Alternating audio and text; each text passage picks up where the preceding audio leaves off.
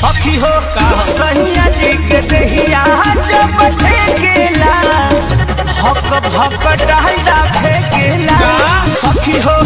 रह जाऊ के दहिया जब फेंकेला हक भक डालडा फेंकेला। चल लगन में काम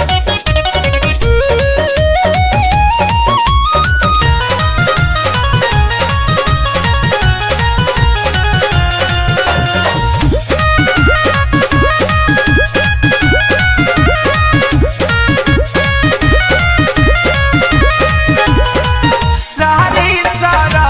की जला जियरा हारा की जला ओइसन मार देले हारा का हो हथियार हो उठना बैठी होला देह पूरा हीट होला रजऊ लगाई दे चारा खा हो चुप ना रोए के